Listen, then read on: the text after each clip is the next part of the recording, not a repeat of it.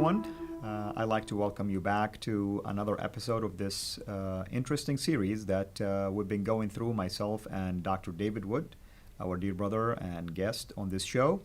The series, as you've noticed, has to do basically with multiple arguments raised by our Muslim friends related to different topics. Some of it has to do with the Quran, some of it has to do with Muhammad himself, and others has to do with things outside really of the Quran or Muhammad, like today's argument that we're going to address, which has to do with this supposed argument that because Islam is rapidly growing, then it must be a true religion.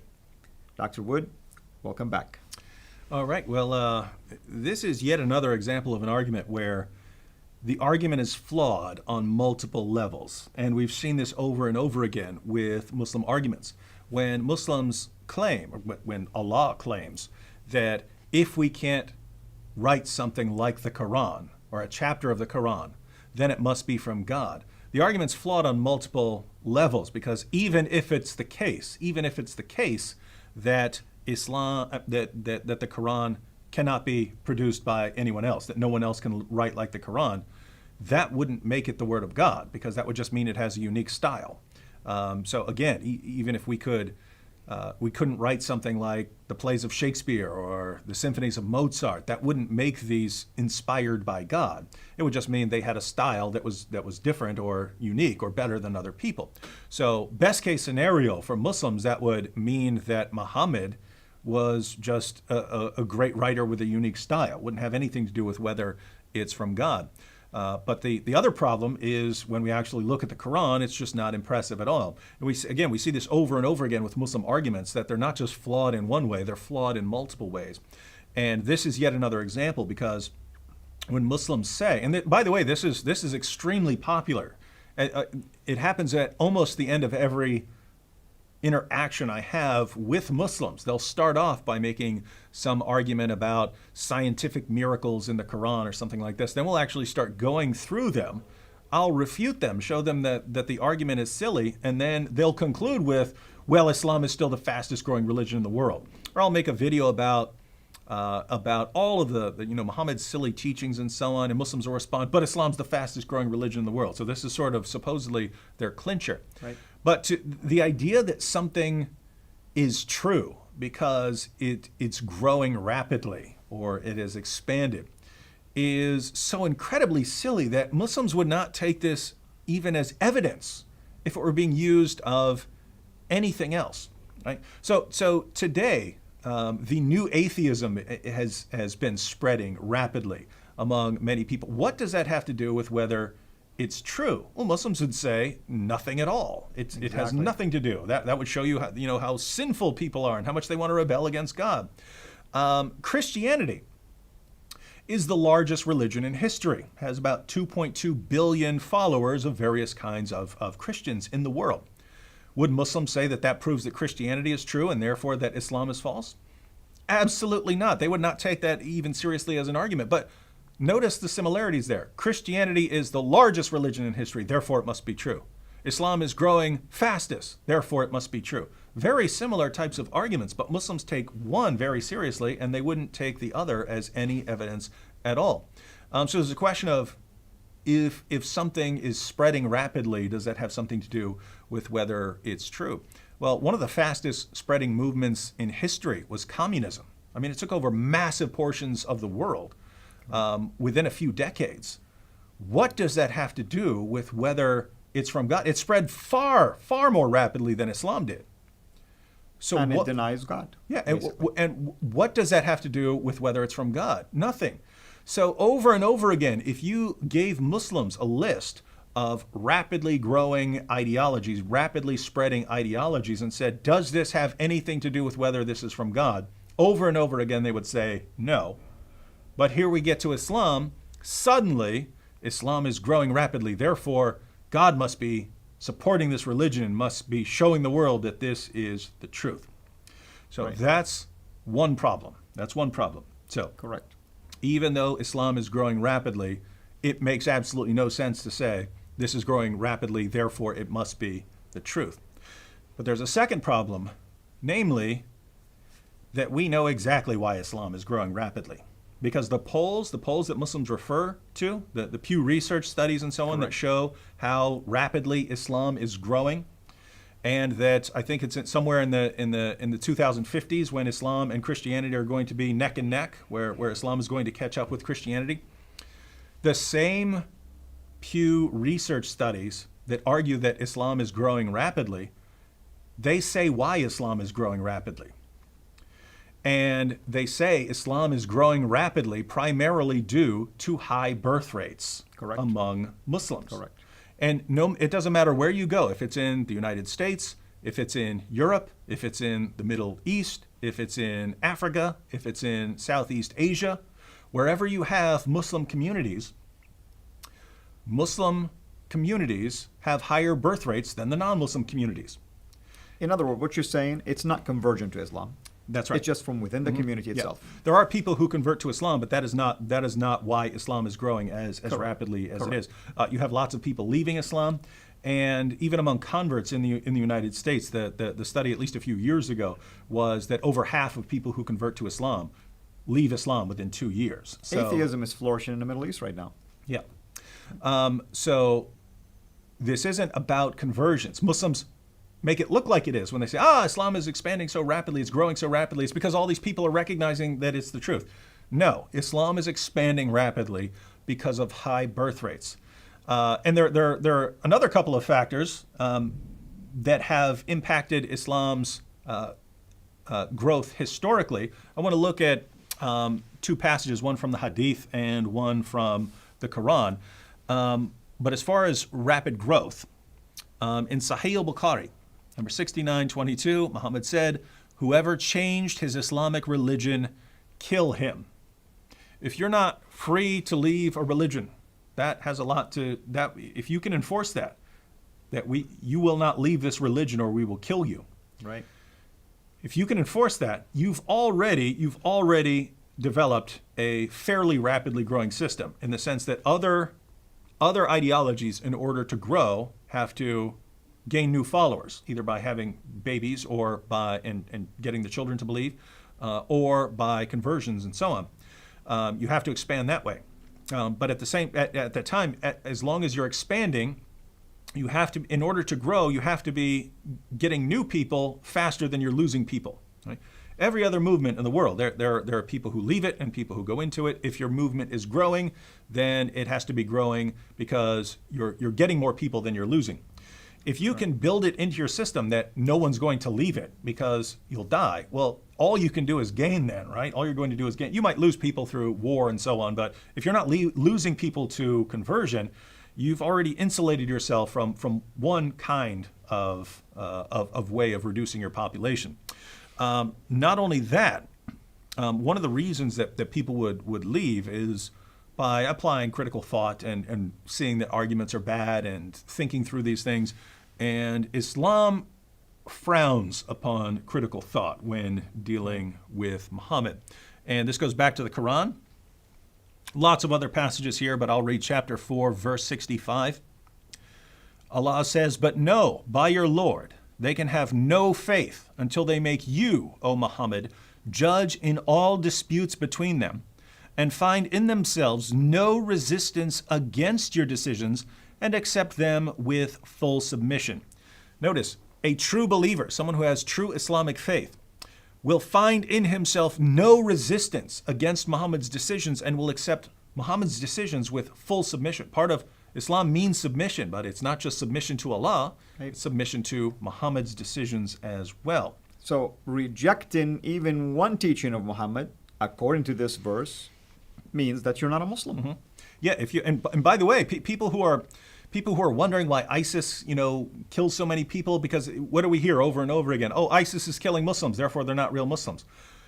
What do you have right here? Right? One, we already saw, if you are an apostate, the penalty is death. What does Allah say right here? If you have any doubts about any of Muhammad's decisions, you're not a real Muslim. So if you've recited the creed, if you've recited the Shahada, then you've become a Muslim. But according to this, if you reject anything Muhammad said, you're not a real Muslim. Absolutely. Now, when ISIS goes out and they kill Shias or other groups, Are they killing Muslims they regard as good, devout Muslims, or are they killing Muslims they regard as hypocrites and apostates? You're right. And with that, I want to piggyback on this particular issue.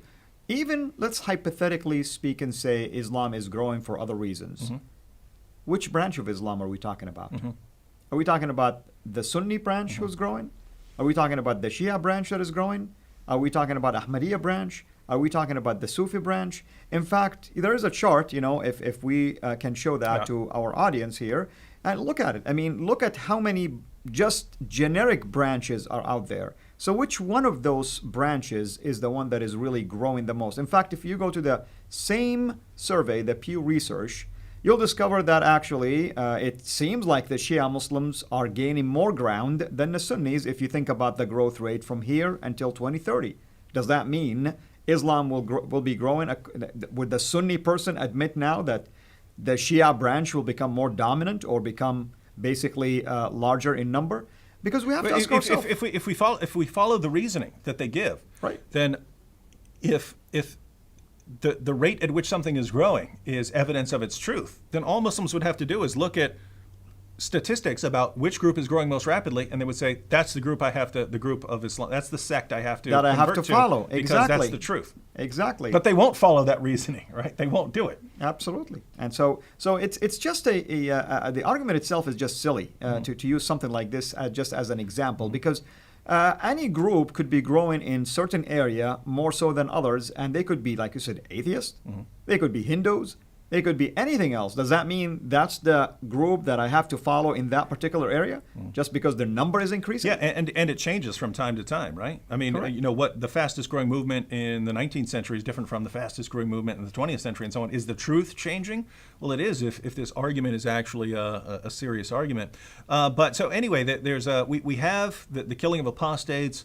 We have the warning about doubting things that Muhammad said or criticizing things that Muhammad has Muhammad's decisions. And so this really discourages critical thought of Muhammad, right? Because if you have any doubt about something Muhammad has said, right? So if Muhammad says you dunk your fly into a drink to make sure you get all the cure for the diseases that the fly is carrying, if you say, I've taken biology class and I don't think that's right. The Quran says you're not even a real Muslim because you're doubting Muhammad's decisions. Right. So there's not a lot of critical thought about things that Muhammad has said. So we have lots of leaving Islam and thinking critically about Islam, very strongly discouraged by the religion. But the primary cause of Islam's growth is Islam's treatment and view of women. Correct.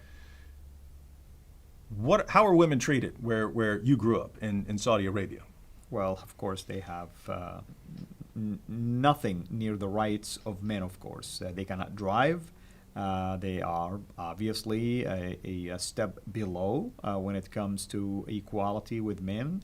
And there's many other things, of course, that they have to adhere to the Islamic teaching according to the Quran and the traditions of the Prophet.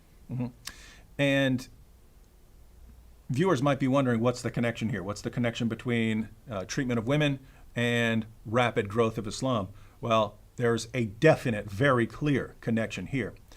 Namely that the more opportunities women have in life, the more of an impact you have on birth rates.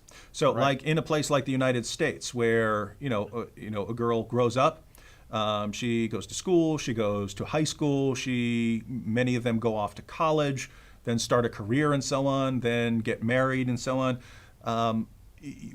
Women are start getting married at 24, 25, 30, things like that before they're even starting their families.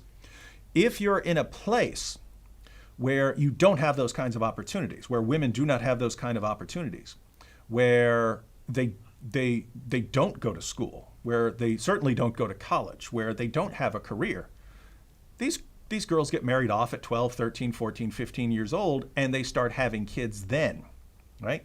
So you have lots of women in the West who, yes, I'll have my kid after I finish my school, finish my education, get my career started, then I have the kid, and then maybe you have one or two kids, if you have any. By the time a girl in Afghanistan or Pakistan or Saudi Arabia is 25, she's had 6 or 8 children. That's right.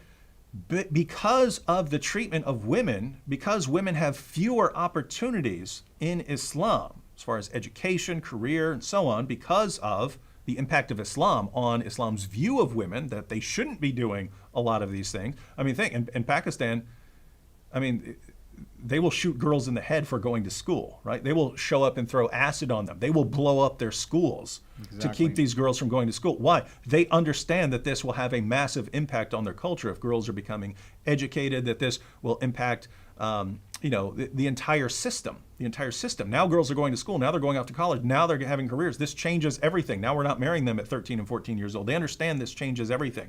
And you've got the Taliban, and they're killing girls over this sort of thing. Right. But they are right in the sense of how much that would impact the Islamic community. Because Islam, at the end of the day, is growing because it has a negative impact on the opportunities girls and women have. Because girls don't go off and have a lot to do, they have almost nothing to do in many Islamic communities apart from getting married off at 13, 14, 15 and starting their family immediately, and they end up having far more children than other communities. And therefore, the population, the Muslim population, explodes because they're just having more kids than other people. And the population grows, but because Muslim countries are so inherently unstable because of the commands to fight hypocrites and kill hypocrites and so on, they then flee those Muslim countries as fast as they can, and they immigrate to the West, to the United Kingdom or to the United States and so on. And I don't blame them for wanting to get out of those areas where they might be killed just because of their particular view of Islam. So when we ask ourselves why, as far as just raw numbers, why is Islam growing so rapidly? Right. It's growing rapidly because of high birth rates due to few opportunities for women in Muslim nations. Why is Islam growing rapidly expanding in the West? It's expanding rapidly in the West due to high birth rates of Muslims even in the West, and immigration of people leaving Muslim countries because Islam really doesn't do a good job making stable societies that people want to live in. So the real reason Islam is growing rapidly is Islam makes violent societies where people do not feel safe and they want to leave. And Islam has a low view of women that does not give women many opportunities in life. And so they have more babies because they start having babies earlier because there's nothing else for them to do.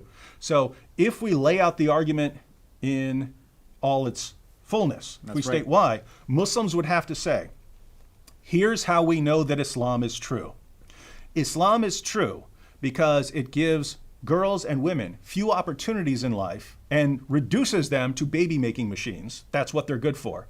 And second, Islam makes such violent, inhospitable places to live. It makes countries places where people don't want to live and they want to get out of them as fast as possible. And therefore, Muslims leave these countries and they move to countries around the world. So Islam is true because of the awful impact it has on women and because of the awful impact it has on societies. Therefore, Islam is true. Now, are you ready to accept Islam based on this brilliant argument? Of course not. And also, I want to add a couple of other factors. Polygamy, of course, is another factor. And at the same time, as you mentioned, because you have a lot of kids in a family, it is basically estimated that almost 1/3 of the population of Islam is age 15 and under. So, which means they have even potential to even continue the same pattern of early marriages, more children, and so on and so forth. So it really has nothing to do with conversion, because that's usually the underlining, of course, argument is like, we're growing, that means Islam is true, people are accepting it and moving on basically with this fabulous religion, and that's usually how it goes. Well, that's yet another exciting argument, of course. Let's let our audience know what else you think we'll be able to also address in relationship to these arguments in the near future. Well, we have another Quranic argument, and that's the argument that we know Muhammad was a prophet because the Bible talks about Muhammad coming as a prophet. That's an interesting one, of course. Excellent. Well, thank you so much, brother, and thank you to our viewers for watching this show. Please send us your comments, of course, through Facebook reach out to us through our website. Dr. Wood, maybe you mentioned to them also how they can get a hold of your website if you like. Quick way would be go to YouTube, type in David Wood, and you'll of course get a bunch of people who really don't like me, but you can find my channel in there. Excellent. And we always welcome, of course, any comments, and hopefully you will join us again in the next episode of this series. Until we meet again, have a blessed day.